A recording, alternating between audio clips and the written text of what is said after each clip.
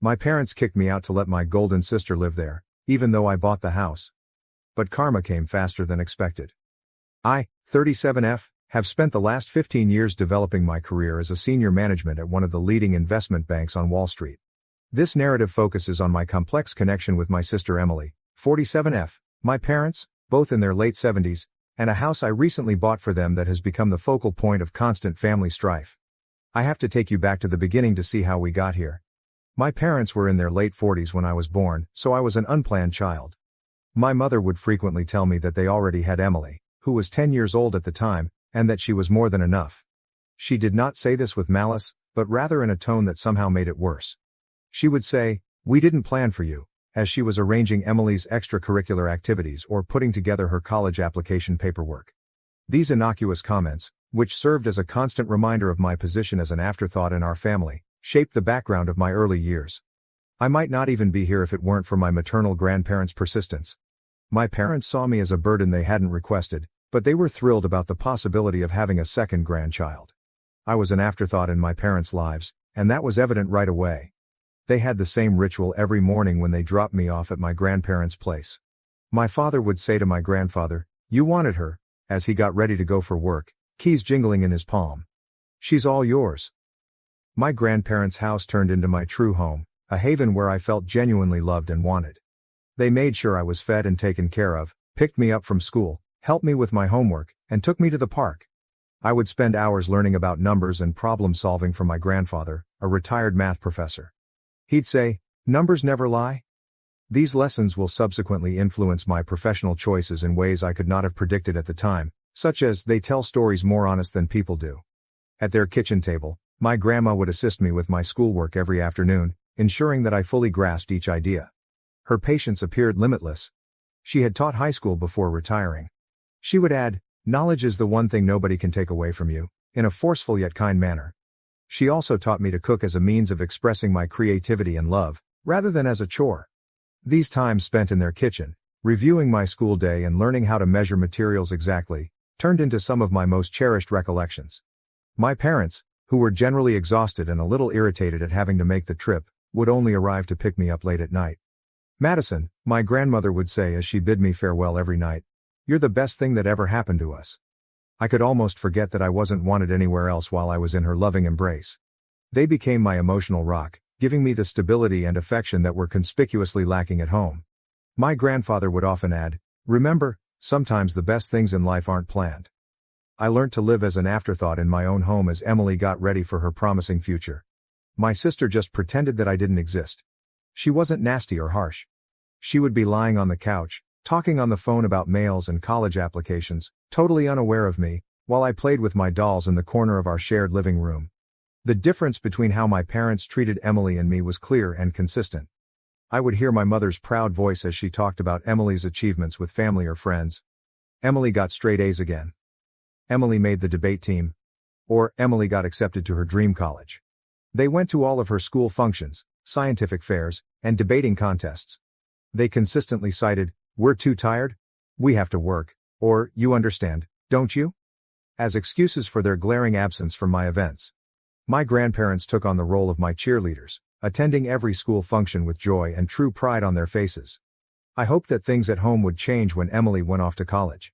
I was the daughter who stayed, and perhaps my parents would see me at last. I was completely mistaken. I went from being invisible to being the housekeeper at the age of 14. My mother would call out to me, "Madison," before I could even put my backpack down after school. "The house needs cleaning. Start with the bathrooms." Emily's chores were taken up by me, along with a number of additional duties. I got to know the washing machine's settings and peculiarities by heart, and it became my daily companion. Cleaning, cooking, and keeping a home for parents who hardly acknowledged my existence seemed like a continuous loop of housework. My father would remark, "You live here. You need to contribute," if I hesitated in the least. "Your sister always did her part." My career progressed from cleaning to cooking by the time I was 14. The shift wasn't gradual. My mother just quit preparing dinner one day. One morning she declared, "You're old enough now. We expect dinner ready when we get home from work." I maintained a stellar academic standing in spite of the taxing domestic responsibilities. My teachers encouraged me to compete in a variety of academic events after noticing my ability for economics and mathematics.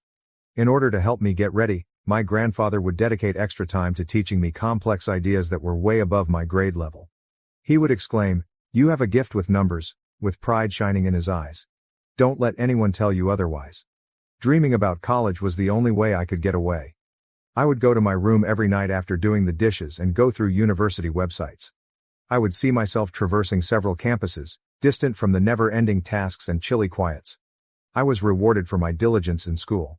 Despite my household responsibilities, I maintained straight A's, and at the age of 16, I received acceptance letters from a number of prestigious colleges, including some renowned for their top-notch finance programs. Emily's engagement followed. One Sunday afternoon, she bounded in the front door, pulling a tall, smartly dressed man along with her. She let out a squeal. "Mom, Dad. This is James, we're getting married." You would believe that someone had just declared their lottery victory. With my mother sobbing with happiness and my father already taking out his phone to call family, my parents literally sprung from their seats. "We'll cover everything," my mother exclaimed as she gave Emily a hug. "Our first daughter's wedding has to be perfect." For months, our home was occupied with wedding preparations. Every discussion centered on guest lists, venues, and flowers. With expensive outfits, high-end vendors, and everything at the top end, money appeared to flow like water. Despite attending the wedding, my grandparents didn't appear to enjoy the extravagant decor. My grandfather merely shook his head at the champagne fountain, and I saw my grandma scowl at a sculpture that most likely cost more than a semester's tuition at college. However, they likely already knew what was going to happen, so they kept their opinions to themselves. I gave my parents the wonderful news while sitting at our dinner table with 3 envelopes spread out in front of me on the day I received my acceptance letters. My heart was pounding. "That's nice," my mother murmured, without raising her gaze from her meal. "But we can't pay for it. We spent all our savings on your sister's wedding. Even took out a loan for it. There's nothing left for college." I stumbled and said, "But you paid for Emily's college." Scarcely raising my voice above a whisper. "That was different," my mother said in a condescending tone. "We saw potential in her." The ensuing hush was deafening. "You should get a job, save up some money, and take out student loans. That's what responsible adults do," my father said in between sentences. I had never before dared to leave the table without being excused. Grabbing my phone with trembling hands, I dialed my grandmother. In a matter of minutes, I was crying as I entered their well-known front door. As he heard my narrative, my grandfather's expression hardened, but I could not quite read the sparkle in his eyes. They exchanged a knowing glance after I had told them everything. My grandfather took my hand and said, "Madison, we've been saving for your education since the day you were born, so we've been expecting something like this." He returned with a folder after walking to his study. Bank statements demonstrating years of meticulous saving were found inside. "You can choose any of those universities. We've got you covered." I moved in with my grandparents that evening after packing my necessities. When I told my folks I was going, they were downstairs watching TV and hardly looked up. My mother said, "Whatever you think is best," while keeping her gaze fixed on the TV. Did I hear the relief in her voice? The years that followed were revolutionary. I decided to enroll in one of the best business schools to study financial analysis. My passion in doing things correctly was maybe prompted by witnessing my parents' poor financial management. My zeal and innate financial skills were noted by my lecturers. Before long, I was staying after class to talk about difficult financial ideas. Someone other than my grandparents saw possibility in me for the first time in my life, real potential. I obtained esteemed internships at significant financial institutions during my time in college. Every summer presented fresh possibilities as well as difficulties. Senior managers were impressed by my analytical abilities and meticulousness. During my performance review at Morgan Stanley, my supervisor said, "You've got a natural instinct for this. We'd love to have you back next summer." With the exception of calls with my grandparents, I kept my head down and concentrated on my schoolwork, hardly thinking about my family. I was hired by one of the city's leading financial firms after I graduated. I never would have imagined earning the starter pay. I located a small, clean, and secure one-bedroom apartment. I was thankful every morning that I didn't have to make breakfast for anyone but myself. As I poured myself into every new challenge, my career took off, and I received bonuses and promotions that I could never have dreamed of when I was younger. I advanced to a senior role in 5 years, overseeing intricate portfolios and fostering significant client connections. Within the industry, I became known for my strategic thinking and analytical accuracy. Every accomplishment felt like a subliminal affirmation that my parents had misjudged my abilities. In the meantime, I discovered from my occasional chats with my grandparents that Emily's marketing profession wasn't succeeding as she had intended. James, Emily's husband, struggled to maintain a career. They were begging for money from my parents all the time. My grandma told me in one of our weekly conversations, "Your mother emptied her retirement account last month to help them with rent. They just can't say no to her." After a year, things deteriorated. Even with our parents' assistance, Emily and James were no longer able to pay their rent. They and their twins, who are 7 years old, returned to my former bedroom. My parents, who had previously been really pleased with Emily's abilities, suddenly had to provide for her whole family in addition to their golden child. I maintained my distance, concentrating on developing my own life and profession. Every bonus, promotion, and successful transaction served as a subliminal affirmation that I wasn't the failure my parents had predicted me to be. I had substantial investments and money by my mid-30s, which included enough for a down payment on a home of my own. Then everything was different. My grandfather died unexpectedly after suffering a severe heart attack. It was a tragic loss. He was the father figure who had supported me when no one else did, and he had been more than just a grandfather to me. After that, my grandma, who had spent more than 50 years with him, seemed to lose her spark. She followed him less than 2 months later. In every significant sense, they had been my biological parents, and suddenly they were no longer with me. Behind me at the funeral home, I heard my mother's voice while I was setting up my grandmother's funeral. "Madison, do you want some help with the arrangements?" She was standing there when I turned around, looking older and more worn out than I had remembered. A part of me wanted to tell her to go, but I refrained because of her face. "Sure," I said to myself. "That would be nice." My parents started to open up over the course of the following few days as we prepared the service. They acknowledged that they were having difficulties.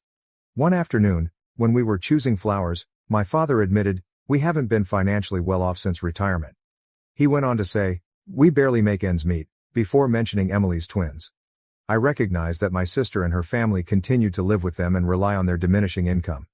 We convened in a wood-paneled office for the reading of the will 1 week after we buried my grandma. Emily and James were slumped on recliners next to my parents, while I sat opposite from them. The tension was thick enough to sever with a knife, and the room smelled of furniture polish and old papers. Though none of us realized it at the time, what followed would start a series of events that would permanently alter the relationships of our family. After adjusting his glasses, Mr. Patterson, the notary, started reading in a monotone. I anticipated the standard legalese, but what followed made everyone take notice. "To our beloved granddaughter Madison, we leave our house at 1542 Maple Street and the sum of $150,000. The ensuing hush was deafening. My mother tightened her hold on my father's arm until her knuckles turned white, and Emily's mouth dropped wide. After clearing his throat, Mr. Patterson went on. He glanced at my mother and said, "And a personal note from Mr. Henderson to his daughter Margaret." The message said, "Remember, Margaret, that we provided you with $200,000 just when you needed it most. As we respected your needs back then, we expect you will respect our final decision." My mother's cheeks turned pale after flushing red. Emily and James looked at each other anxiously, while my father gazed at the floor. In the parking lot, my parents came up to me when the notary had finished and collected his paperwork. Something desperate had taken the place of the calm manner they had displayed during the funeral preparations. With a shaky voice, my mother said, "Madison, honey, you must realize that we always assumed we would inherit the house. We're having trouble, but we were depending on it. The mortgage, Emily's family's expenses, we could really use the house," my father continued, stroking his gray hair. Speaking about how her youngsters wanted a yard to play in, Emily also joined in. However, I just got into my car and left. I kept thinking about my grandparents' parting gift over the course of the following few weeks. My life was well established near the city, and although the house I had inherited held many priceless memories, it was too large for me alone. In the meantime, I learned about my parents' growing financial difficulties from our weekly chats. Helping Emily and her family had drained their retirement funds, and they were finding it more and more difficult to pay their own mortgage. I gave it a lot of thought before deciding. I would purchase my parents a better house, one that is single-story, has a lovely garden, but is easier to maintain, with the money I make from the sale of my grandparents' house and my own savings. For their retirement years, something cozy. I was shocked by their response when I shared my concept with them. They actually started crying with happiness. After several weeks of house hunting, we eventually discovered the ideal location. A stunning ranch-style house with large doorways and no stairs in a peaceful neighborhood. My folks couldn't stop gushing about how thrilled they were after the purchase was finalized. A proper housewarming party is what we need, my dad said. It is the least we can do to make all the arrangements. That would be beautiful, I said, intending to show them the deed at the festivities. Tell me when, please. Weeks went by. Even though I had a lot of work to do, I kept expecting an invitation. Oh, my mom would say, we're still planning. You are aware that these tasks require time. My father would also say, we want it to be perfect. We'll notify you shortly. I was annoyed by their evasive answers for some reason. One evening, I was putting Emily's name into Facebook following another evasive phone call from my mother. We weren't connected on any social media, and I hadn't seen her page in years. Just hours ago, it was posted, I can't wait for this Saturday's housewarming party for Mom and Dad. I can't wait to celebrate with everyone in this beautiful residence. Numerous friends and family members confirmed their attendance and scores of comments on the page. Pictures showed caterers being hired and decorations being set up. This was hardly an impromptu get-together. Weeks had been spent organizing it. I called my mother with a little trembling fingers. Hello, Mom. I wanted to inquire further about the housewarming party. Do you have a date in mind yet? Oh, honey, not just yet, she said with ease. Most likely in a few weeks. The specifics are still being worked out. Everyone except me, apparently. I had to make a choice as that Saturday drew near. Shall I go up to them? Do I have to let it go? How could they keep me out of the festivities after everything that had transpired, after I had purchased them this house? I would eventually find out, but not in the manner I had anticipated. I parked a block from the house I had purchased for my parents on Saturday. I could see dozens of people mingling through the windows, including Emily's social circle, friends, and relatives. My father offered tours of the house I bought, while my mother, dressed in her special occasion pearls, welcomed guests at the entrance. Twinkling lights and welcome banners adorned the mansion. Laughter and music poured out onto the street. It was obvious that they had spent weeks organizing this housewarming celebration, to which I was not invited. For a while, I sat in my car and watched Emily's twins chase each other past crowds of grown-ups who were ogling them. I could see moving boxes with Emily's handwriting on them stacked in the corner through the wide bay window. The process of relocating her family's possessions had already begun. I inhaled deeply before sneaking in through the side door. The aroma of flowers and catered cuisine filled the house. I heard my father speaking to a gathering of people in the living room when I followed his voice. After all these years of hard work, we finally did it, bought our dream home. My mother excitedly added, don't forget about Emily. She helped so much with the down payment. Such a wonderful daughter, always thinking about family first. Unlike some people, she went on. In response to a question about me, she said, our younger daughter hasn't helped us at all. Too busy with her career to care about family. Heat sprang to my face as I stood in the doorway. Everyone jumped when I said, actually, I think you've got that backwards. There was a dead silence in the room. My dad was the first to recover, grinning tightly. Madison, what a surprise. Especially since you forgot to invite me to the housewarming party for the house I bought, I said as I entered the room.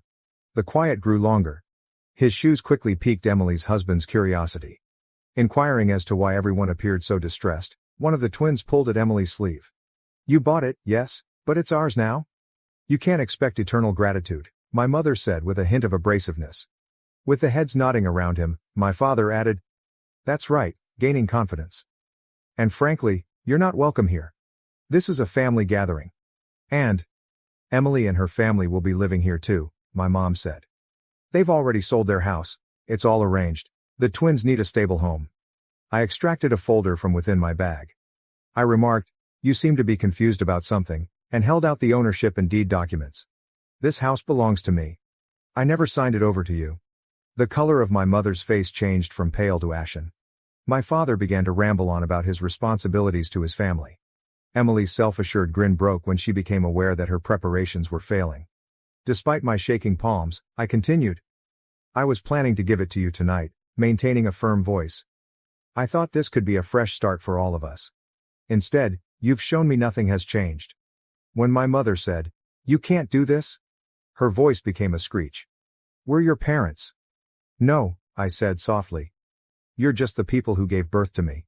My real parents, my grandparents, taught me that family means more than blood. They also taught me about finances, which is why I own this house and you don't. I turned to speak to the astonished visitors. I'm sorry, but this party is over. This is my house, and I'm asking everyone to leave. My parents, Emily, James, the twins, and all of their guests departed in tears. From the porch, I observed them driving off one by one until the street was deserted. In the yard, the ornamental lights continued to sparkle mockingly. Inside, half-empty drinks and discarded food plates covered every surface. The house, which was supposed to be my gift of reconciliation, ended up being the last straw in our relationship. A few weeks later, I found out that they had purchased an apartment using the proceeds from the sale of their previous home. 3 generations crowded into a 2-person apartment when Emily, James, and the twins moved in with them. They tried calling me all the time at first. Their voicemails varied between angry accusations. "You've become so heartless, just like your grandparents warned us you would." And guilt-tripping, "How could you do this to your own family?" I disabled their social media accounts, emails, and phone numbers. As a reminder of everything that went wrong in our family, the house is now empty. I have an appointment with a real estate agent tomorrow. It's not worth attempting to cure everything. Like old photos in a dusty album, some relationships are better left in the past. When I eventually have kids of my own, I've made a self-promise that they won't ever need to win my affection or vie for my attention. In contrast to my parents, I will love my kids just as much and without conditions, just as my grandparents loved me. Every heartbreaking reality about my family was exposed that Saturday night. I had not been invited to the housewarming celebration my parents were throwing when I arrived at the house I had purchased. Dozens of visitors, catered food, and, most telling of all, moving boxes with Emily's handwriting strewn around were all visible through the windows. My father proudly declared, "After all our hard work, we finally bought our dream home," as I sneaked in through the side entrance. In her comments, my mother praised Emily for allegedly helping with the down payment. She dismissed inquiries about my absence by saying, "Oh, Madison's too focused on her career to care about family." The incident encapsulated every insult I had experienced as a youngster, every instance of favoritism toward Emily, and every instance in which I had been regarded as an afterthought. I had never before experienced such clarity as I stood in the doorway, witnessing my parents rewrite history by preparing to relocate my sister's family onto my land without even asking me. "Actually," I said, causing the room to quiet down, "I believe there was a miscommunication regarding the buyer of this house." I could tell everything I needed to know about their actual emotions from the expressions on their faces. Amazement, humiliation, and then indignation. My mother was the first to recover, her voice piercing with a sense of entitlement. "What's done is done. The house is ours now, and Emily's family needs the space." I took out the ownership documents and the property deed. "No, the house is mine. I never transferred ownership to you. I was planning to give it to you tonight, but clearly, that would be a mistake." "You can't do this," my mother said in a terrified tone. "We're your parents, we have rights." "The only rights you have," I said quietly, "are the ones I choose to give you. And right now, I'm choosing to ask everyone to leave my property." Following that, there was a frantic evacuation, with guests rushing out with plates of food still in hand, Emily's twins sobbing in bewilderment, and my father trying to maintain some dignity while guiding people to their cars. "How could you do this to your own family?" was my mother's final attempt at manipulation, but it failed against my newfound determination. The 5 of them were crowded into a tiny flat in the weeks that followed. The messages began right away. My father demanded a re-examination, Emily begged with tears for her children's stability, and my mother accused me of cruelty. They were all blocked by me. The vacant house served as a reminder of what might have been, a new beginning, an opportunity for peacemaking. Rather, it served as the impetus for my ultimate separation from a family that had never fully embraced me. A month later, I sold it and used the money to fund my own future. Some asked if I would ever try to mend those bridges or forgive them. However, I came to understand that forgiving does not always entail letting harmful people return to your life. Forgiving oneself for leaving can be necessary at times. Before putting away the old wedding picture of my parents, I promised my future children that they would never experience the anguish of conditional love, the hurt of being compared to a sibling, or doubt their position in the family. With me, the cycle of partiality and emotional blackmail would come to a stop. Emily's twins were playing in the tiny courtyard when I last drove by my parents' apartment complex. I briefly experienced sadness, but it was for the relationships that never truly existed in the first place, not for the ones I had lost. My grandparents taught me that a true family is based on love, respect, and support for one another, despite the belief that blood is thicker than water. I take their lessons with me as I start this new phase of my life. Love ought to be freely given rather than demanded. Family is more than just genetics. Walking away is sometimes the healthiest course of action. I didn't open my mother's last unread mail, so I erased it. Any defenses or charges it included were no longer relevant. At last, I had discovered how to put my own value ahead of their conditional approval. Their kind of familial devotion has no place in the life I'm creating now. New opportunities await us in the future, free from the burden of attempting to win affection from those who are unable to freely give it. I learned what true family looks like from my grandparents. I'll build that kind of family for myself someday. One based on respect for one another, unconditional love, and the knowledge that each individual is equally important. At long last, the chapter of being the family afterthought is over. Being the author of my own life is only the beginning of my journey. Thank you for watching. If you haven't subscribed yet, please do so and hit the notification bell to stay updated with more shocking real-life stories happening around you.